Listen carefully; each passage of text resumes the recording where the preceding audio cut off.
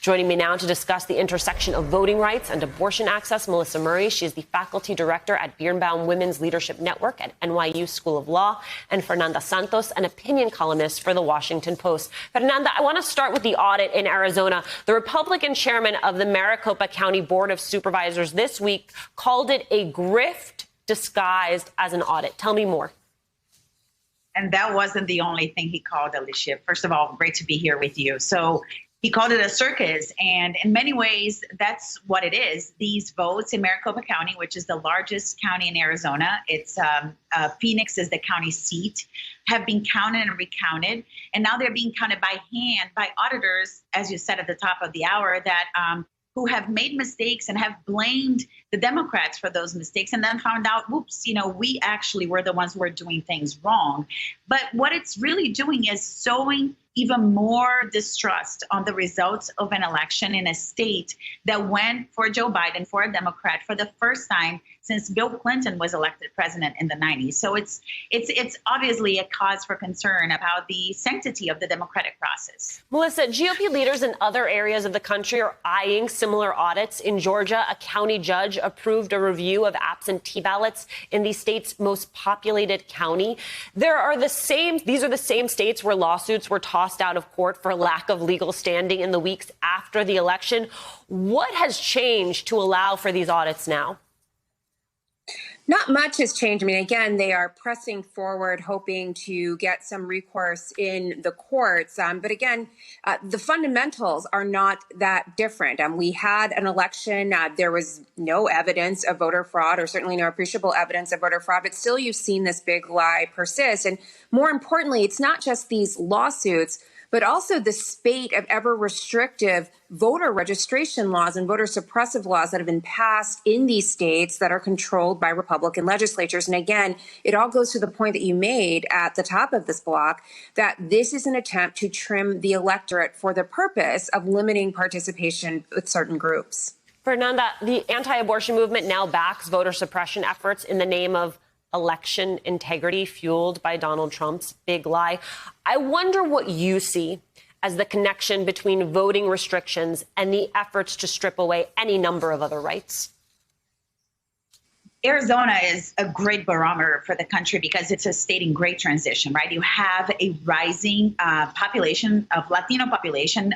It's projected the state by 2030 will be a minority majority state. So what we're seeing here now is really that tension between the white Anglo majority that is seeing its power wane, and saw it very much so in 2020 with the presidential election results, and the rising brown communities of color who have organized around and really mobilized a lot of new voters in the state. There's also a lot of inroads being made by independents and people who are more moderate, who are kind of sick of this extreme politics from the Republican Party. So I see all of that, Alicia, as a last-ditch effort for control here in every which way, be it election results, be it abortion laws, or other types of restrictive laws. And this is exactly why I'm obsessed with Arizona, because, as you said, I do think it is a microcosm for what is happening or could happen in the rest of the country. Melissa, when it comes to banning abortions and restricting ballot access, Republicans now have a 6-3 conservative majority in the Supreme Court. How is the new makeup of the court a game changer for pushing this agenda? Well, it's absolutely consequential, Alicia. We saw with the death of Ruth Bader Ginsburg, the court went from a 5-4 conservative majority to a 6-3 conservative supermajority. And all you need to know, in thinking about what that means going forward, is to think about last term, where we saw June Medical Services. This was another abortion challenge, this time to an admitting privileges law from Louisiana, where we saw the Chief Justice peel off and join the liberal wing of the court to strike down that law on the ground that a similar law had been struck down just 4 years earlier. Now, the Chief Justice is no longer in that swing justice position. He cannot make a majority because there are only 3 liberals on the court, and the conservatives do not need him to form a majority because they already have 5.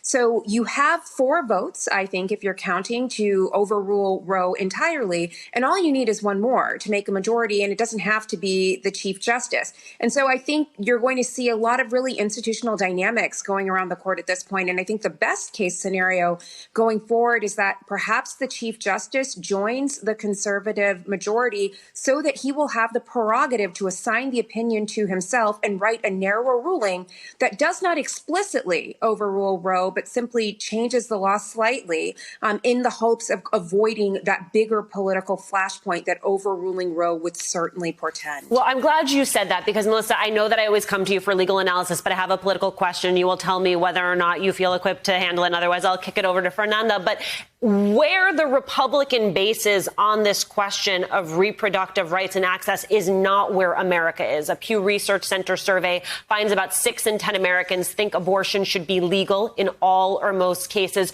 So if the Supreme Court weakens Roe, your sense then of the broader political consequences for Republicans, for Democrats, I mean, if this happens in the lead up to 2022? So you're exactly right. For the Republican base, overruling Roe is the great white whale that they've been trying to have happen for the last 30 years. But it's not popular with the overwhelming majority of American voters who favor reproductive rights in some capacity. The Chief Justice, who very much cares about the court's institutional reputation, understands that. I imagine he did not want to take up this case going into the midterm elections. And the fact that this case was on the court's cert list for weeks. It was heard in conference 17 times before they decided to grant cert. And you only need 4 justices to grant cert. So that suggests there was some infighting here. And so I think what the Chief Justice would want to do is avoid that more explosive ruling, overruling Roe entirely, and maybe tinker at the edges a little bit, let the elections happen, and then the court can take up yet another abortion challenge and finish the job. But one of the things that struck me about your great Washington Post op-ed about what is happening in Arizona is that you frame it as an opportunity cost, right? There is a lot of money that is going into these efforts that could be spent otherwise on other things. I wonder if you could just sort of walk us through that, because I think it is one of the ways in which we have not talked about it, right? This is a ton of time. It's a ton of effort. It's a ton of money that could be spent and put on something else. And I think that's the last part that we forget to talk about, right? We say, oh, it costs a lot of money, taxpayer money, but what else could we be spending that money on? And it was when I heard of the figure $6 million, well, for the budget of a great corporation, it's really nothing. But for a community, for a local organization that does work on the ground, it's a lot of money. So I called, for example, a woman who runs the largest emergency shelter here in the state, a state that is, like most other states in the country, facing a looming crisis with evictions as the pandemic relief money ends.